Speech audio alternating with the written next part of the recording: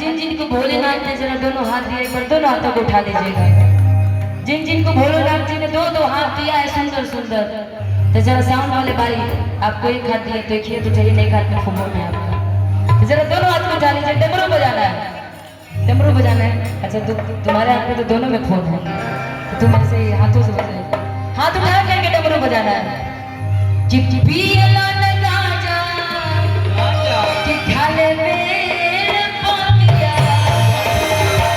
हाथ उठाइए पूरा पूरा, जो बैठे हैं बच्चे वो लोग भी थोड़ा हाथ उठा लीजिए। डम डम डम डम डम डम डम डम डम डम डम डम डम डम डम डम डम डम